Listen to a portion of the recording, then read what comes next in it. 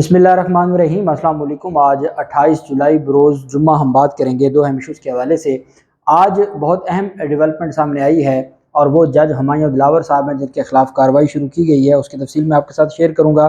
साथ हम बात करेंगे पाकिस्तान तहरीक इंसाफ के चेयरमैन इमरान खान को जो 35 सवालों का जवाब मांगा गया था तोशाखाना केस में, उन 35 सवालों में से चंद एक सवालात आपके सामने शेयर करूँगा। और वो बड़े अनोखे सवालात हैं जिनका पूरे केस से कोई लेना देना नहीं था, लेकिन चूंकि एक निज़ाम है चलता जा रहा है और इस तरीके से उनके खिलाफ जो कार्रवाई है उसको आगे बढ़ाया जा रहा है और हर सूरत पाकिस्तान तहरीक इंसाफ के चेयरमैन इमरान खान के खिलाफ फैसला लाने की कोशिश की जा रही है, उसकी तफसील भी मैं आपके साथ शेयर करूँगा।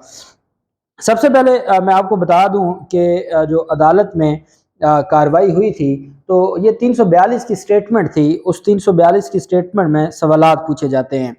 उसमें एक सवालनामा दिया जाता है मुलजिम को और उसको ये कहा जाता है, बेसिकली हमारा जो क्रिमिनल लॉ है उसमें जो मुलजिम है, दो मौके ऐसे होते हैं जब मुलजिम से ये पूछा जाता है कि भाई आपके खिलाफ ये जो केस बनाया गया है क्यों बनाया गया है, किन बुनियादों पर बनाया गया है, किस वजह से बनाया गया है। हम इसको कहते हैं जब पुलिस के सामने पुलिस अपनी तफ्तीश में ज़िम्मियाँ लिखती है, उसमें मुलजिम का बयान लिखती है बादरियाफ्त। दरियाफ्त का वर्ड होता है कि जब हमने इस्तफसार किया या जब हमने पूछा कि भाई आपका मौक़िफ़ क्या है तो मुलजिम ने अपना ये मौक़िफ़ लिखा।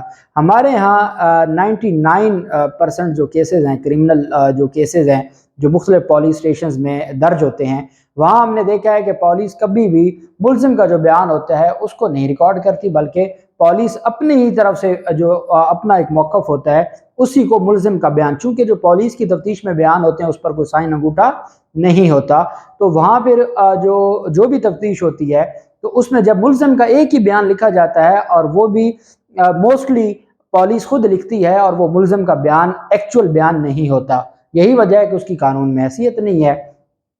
फिर हम देखते हैं कि चालान जमा होता है। चालान जमा होने के बाद एविडेंस का सिलसिला शुरू हो जाता है। प्रोसिक्यूशन के मुद्दईयान के गवाह होते हैं और मुलजिम जो वकील सफाई है वो उस पर जिरा करते हैं।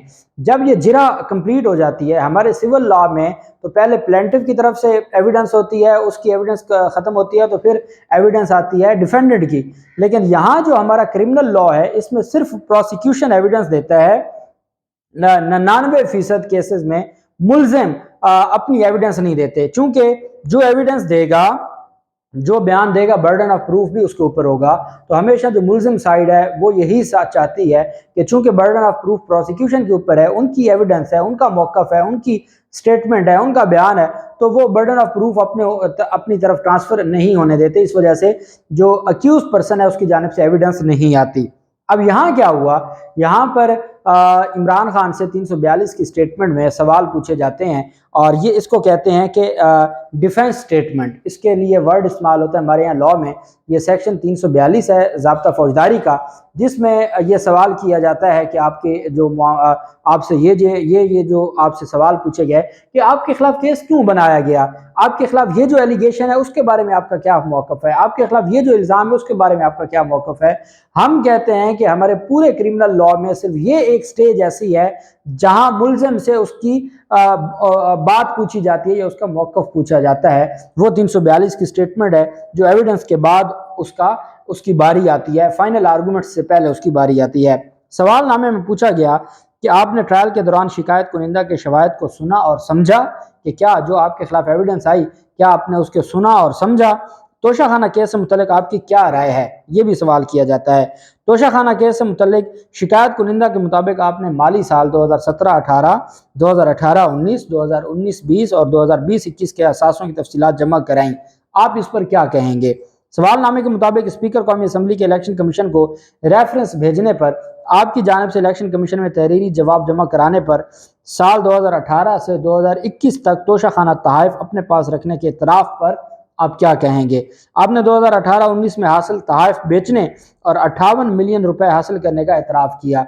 2019-20 में हासिल तहाइफ को किसी और तोहफे में देने का तो बताया लेकिन असासों में ज़ाहिर नहीं किया। काबीना डिवीज़न ने तोशाखाना तहाइफ की फहरिस्त भेजी। शिकायत कुनिंदा के मुताबिक 2018-19 में जो तहाइफ हैं वो और 2020-21 में 2018-19 में 4 और 2019-20 में 3 जो तहाइफ हैं और 2020-21 में 5 तहाइफ हैं जो हासिल किए। لیکن آپ نے ظاہر نہیں کیے اور بیان جھوٹا دیے، اس پر آپ کیا کہیں گے؟ عمران خان کی توشہ خانہ کیس سے متعلق جو استفسار ہے سوال نامے میں کہ آپ نے 2018-19 میں بیچے گئے تحائف کے خریداروں کی تفصیلات فراہم نہیں کی۔ اب یہ آپ ایک بات یاد رکھیے گا، آگے میں آپ کو بتاؤں گا کہ یہ کوئی سوال نہیں ہے پوچھنے والا، یہ الیکشن کمیشن کا کام نہیں ہے۔ الیکشن کمیشن میں صرف اثاثوں کی تفصیلات بتانی پڑتی ہے، الیکشن کمیشن میں یہ نہیں بتانا پڑتا کہ اثاثہ خریدا کس سے خریدا، اثاثہ بیچا کس سے بیچا۔ تو وہ کام تو ایف بی آر کا ہے، یا جب جو ہماری ٹیکس اتھارٹیز ہیں ان کا کام ہے، وہ کام الیکشن کمیشن کو کا تو نہیں ہے، نہ اس ٹرائل کورٹ کا ہے۔ سوال پوچھا جاتا ہے کہ جی 2019 میں آپ نے یہ تحائف خریدے، آپ نے فلاں کو بیچے، اس پر آپ کی کیا رائے ہے؟ اب میں آپ کو 2-3 جو سوالات ہیں جو نہیں بنتے تھے، ویسے بہت سارے سوالات ہیں، میں آپ کو صرف 2-3 سوالات بتانے جا رہا ہوں۔ سوال کیا جاتا ہے کہ سالانہ انکم ٹیکس گوشواروں کے ساتھ جمع کروائی جانے والی ویلتھ سٹیٹمنٹ یعنی اثاثوں کی تفصیلات کے حوالے سے، اور ایسی بات پوچھ رہے ہیں جو ان گوشواروں میں لکھنے کی ضرورت ہی نہیں ہوتی، جو ریکوائرمنٹ ہی نہیں ہے۔ جس سوال پوچھا جاتا ہے کہ جس کو تحائف آپ نے بیچے اس کا نام اور رسیدیں ٹیکس گوشواروں میں آپ نے نہیں دی۔ یہ بطور وکیل میں آپ کو بڑے وثوق سے کہہ رہا ہوں کہ جب آپ ٹیکس ریٹرن جمع کرواتے ہیں اس میں یہ کنڈیشن ہی نہیں ہے، یہ ریکوائرمنٹ ہی نہیں ہے کہ آپ جو چیزیں آپ دیتے ہیں اس میں آپ اس کی بابت، اگر آپ نے کوئی چیز کسی کو بیچی ہے تو آپ اس کا نام لکھیں اور اس کی بابت کو رسیدیں دیں۔ پھر کہتے ہیں کہ آپ نے جو تحائف کسی اور کو گفٹ کی ہے ان لوگوں کے نام کیوں نہیں آپ نے ٹیکس گوشواروں میں لکھے؟ یہ بھی کسی گوشوارے میں نہیں لکھے جاتے، نہ ایسی کوئی قانونی ضرورت ہے۔ پھر سوال کیا جاتا ہے کہ اپنے سارے بینک پیسے اپنے بینک میں کیوں نہیں جمع کیے؟ جو رقم ہے ہی عمران خان کی، اس کی مرضی کہ وہ کیش میں رکھے، وہ اپنے اکاؤنٹ میں رکھے، وہ کسی اور کے اکاؤنٹ میں رکھے۔ تو یہ بھی سوال پوچھنا بنتا ہے، کیا یہ بھی کوئی لاء کی ریکوائرمنٹ ہے کہ بھئی آپ کا یہ اکاؤنٹ ہے، اس میں آپ کے پاس اگر 8 کروڑ تھے تو آپ نے 4 کروڑ تو رکھ دیے، باقی کیوں نہیں رکھے؟ یہ بھی سوال پوچھا گیا۔ ساتھ یہ کہا گیا کہ آپ نے 5 کروڑ 80 لاکھ کے تحائف بیچے اور 2.17 کروڑ توشہ خانوں کو قانون کے مطابق آپ نے ادا کیے۔ میں نے آپ کو بتایا تھا کہ عمران خان کے دور میں وہ 40% اس کی ٹوٹل جو بھی پرائز تھی اس کی 40% ادا کرنی تھی، جب نواز شریف زرداری کے دور میں وہ 15% تھی۔ تو عمران خان نے جو تحائف 5 کروڑ 80 لاکھ کے بیچے اس کا 2 کروڑ 17 لاکھ روپے توشہ خانہ میں جمع کروائے۔ تو پوچھا کہ باقی رقم جو عمران خان کی ملکیت تھی جس سے جو مرضی کریں، کہتے ہیں کہ 3 کروڑ آپ نے بینک اکاؤنٹ میں جمع کیے لیکن جو بقیہ پیسے تھے وہ آپ نے نہیں بھیجے۔ تو کیا یہ کرپشن ہو گئی ہے کہ آپ نے اگر کچھ پیسے اپنے اکاؤنٹ میں جمع کروا لیے کچھ نہیں کیے؟ یہ کوئی سوال بنتا ہے؟ آپ نے کس کو بیچا، آپ نے گفٹ کس کو کی ہے؟ یہ ٹیکس گوشواروں کی یہ کوئی ریکوائرمنٹ نہیں ہے، اس کے باوجود تحائف کی جو ویلیو کیبنٹ ڈویژن لگاتا ہے وہی لکھی جاتی ہے۔ تحائف کی قیمت تو تحفہ دینے والے کو ہی پتہ ہوتی ہے، گوشواروں میں تحائف کی ویلیو لکھی ہے لیکن تفصیلات نہیں لکھی۔ اس پر وہ کہتے ہیں جی کہ آپ نے یہ کرپشن کی ہے، جس کا کرپشن سے دور دور تک کوئی تعلق نہیں ہے۔ لیکن میں اور آپ چونکہ بہت دیوانے ہیں اور ہم قانون کی باتیں ڈسکس کر رہے ہیں ان حالات میں جب قانون معطل ہو چکا ہے، آئینی آرٹیکلز معطل ہو چکے ہیں، اور جہاں صرف یہ ہے کہ چونکہ پورا ایک لیول پلینگ فیلڈ دینی ہے اور عمران خان کو ہر صورت میں نااہل کرنا ہے، یہی وجہ ہے کہ جو ہماری سپیریئر کورٹس ہیں ان کی جانب سے بھی کوئی رسپانس نہیں آ رہا، اسٹے اپلیکیشنز پر وہ نوٹس کر دیتے ہیں۔ اب ان ساری چیزوں کو مد نظر رکھتے ہوئے کل جب اسلام آباد ہائی کورٹ نے عمران خان کی درخواستوں کو اگلے ہفتے کے لیے سماعت کے لیے ملتوی کیا تھا، تو وہیں پہ رجسٹرار اسلام آباد ہائی کورٹ کو حکم دیا۔ پاکستان تحریک انصاف کی ایک درخواست یہ تھی کہ جج صاحب کا فیس بک اکاؤنٹ ہے، اس پر جو فیس بک پوسٹیں ہیں وہ عمران خان کے خلاف ہیں اور وہ یہ بتاتی ہیں کہ جو جج صاحب کا تعصب ہے۔ عمران خان کی جانب سے معاملے کو دوسری عدالت منتقل کرنے کی درخواست کی ایک وجہ توشہ خانہ کیس کی سماعت کرنے والے جج کا مبینہ تعصب بھی ہے، اور اس سلسلے میں جج کے فیس بک اکاؤنٹ پر کچھ پوسٹ جج کے سامنے پیش کی گئیں جو اسلام آباد ہائی کورٹ کے چیف جسٹس کو بھی دکھائی گئیں۔ چیف جسٹس عامر فاروق نے رجسٹرار آفس کو ہدایت کی ہے کہ پوسٹوں کی اصلیت کا معاملہ ایف آئی اے کے سائبر کرائم ونگ کو ارسال کیا جائے اور ہدایت کی جائے کہ آئندہ سماعت سے قبل رپورٹ پیش کی جائے۔ اب اگر تو ایف آئی اے نے کہیں بھی قانون کے مطابق اور اپنا جو ان کا ایک نظام ہے اس کے مطابق اس پر جانچ پڑتال کی تو جج صاحب کا معاملہ تو سامنے آ جائے گا۔ اب بیرسٹر گوہر خان صاحب جب جج صاحب اپنا اکاؤنٹ تسلیم کر رہے ہیں ان کے اکاؤنٹ پر ان کے فیس بک پیج سے اگر اسکرین شاٹ لیے جاتے ہیں تو کیا بیرسٹر گوہر علی خان صاحب اس کو چیک نہیں کریں گے کہ جناب یہ جج صاحب کا اکاؤنٹ ہے، یہ وہ اکاؤنٹ ہے جس کو جج خود تسلیم کر رہا ہے؟ تو کیا وہ ایسے ہو سکتا ہے کہ وہ جو اسکرین شاٹ ہیں یا جو عدالت میں درخواست میں جمع کروائے گئے ہیں وہ تو سوشل میڈیا سے اٹھا لیں اور وہ خود اس کو ویریفائی نہ کریں کہ یہ جج صاحب کے اکاؤنٹ میں ایسی کوئی پوسٹیں موجود ہیں بھی یا نہیں ہیں؟ تو یہ تو ہو نہیں سکتا۔ اب اس کا مطلب ہے وہ پوسٹیں تو جو اوریجنل ہیں، جب وہ اوریجنل ہیں تو اب ایف آئی اے کی جانب سے پاکستان تحریک انصاف کی درخواست پر، عمران خان کی درخواست پر، جج صاحب نے، چیف جسٹس نے ان فیس بک پوسٹوں سے متعلق جو ایف آئی اے اس سے رپورٹ طلب کر لی ہے کہ اگلی تاریخ سے پہلے بتائیں کہ یہ اوریجنل ہیں یا نہیں ہیں۔ ایف آئی اے کون سی؟ جو رانا ثناء اللہ کے انڈر ہے۔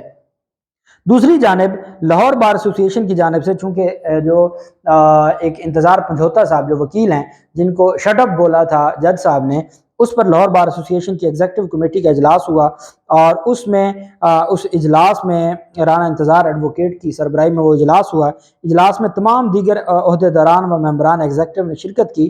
آج کے اجلاس میں لاہور بار ایسوسی ایشن کے معزز ممبر جناب انتظار حسین پنجھوتا ایڈوکیٹ کے ساتھ اسلام آباد کی عدالت میں جج صاحب کی طرف سے توہین آمیز اور ناروا سلوک کیے جانے کی شدید الفاظ میں مذمت کی گئی۔ صدر لاہور بار ایسوسی ایشن نے کہا کہ وکلاء کو آفیسر آف دی کورٹ کہا جاتا ہے، مگر جج صاحبان کا ہمارے معزز وکلاء صاحبان سے رویہ پاکستان کی جوڈیشری کے لیے لمحہ فکریہ ہے۔ لاہور بار ایسوسی ایشن اپنے معزز ممبر جناب انتظار حسین پنجھوتا ایڈوکیٹ کے ساتھ کھڑی ہے اور جوڈیشری سے مطالبہ کرتی ہے کہ وہ نہ صرف اس جج کے خلاف کارروائی کریں بلکہ وہ اپنی اصلاح کریں تاکہ جو بینچ کے اور بار کے درمیان عزت اور تکریم کا رشتہ ہے وہ مضبوط رہے۔ مطلب یہ کہ جو پاکستان کی سب سے بڑی بار ایسوسی ایشن ہے انہوں نے اس معاملے کو اٹھا دیا ہے سپیریئر جوڈیشری کے سامنے۔ جج ہمایوں دلاور صاحب کی جانب سے جو ہتک آمیز جملہ کہا گیا تھا اور جو بات کی گئی تھی اس پر اب نہ صرف لاہور بار ایسوسی ایشن نے اس کے اوپر اور وکلاء باڈیز نے اس کے اوپر ایکشن لے لیا ہے اور سٹینڈ لے لیا ہے، بلکہ اسلام آباد ہائی کورٹ کے رجسٹرار نے بھی معاملہ ایف آئی اے کو بھجوا دیا ہے۔ اب جج صاحب کے لیے فیصلہ کرنے سے پہلے یہ ضرور دیکھنا ہوگا کہ وہ اتنے متنازع ہو گئے ہیں کہ جن کے خلاف بار ایسوسی ایشنز بھی کھڑی ہو گئی ہیں اور جن کے خلاف جو ان کی فیس بک پوسٹیں ہیں یا ان کا جو اس طرح تعصب رویہ مبینہ متعصب رویہ ہے اس پر انکوائری بھی شروع کر دی گئی ہے۔ اللہ پاک پاکستان کا حامی و ناصر ہو۔ بہت شکریہ۔ اللہ حافظ۔ پاکستان زندہ باد۔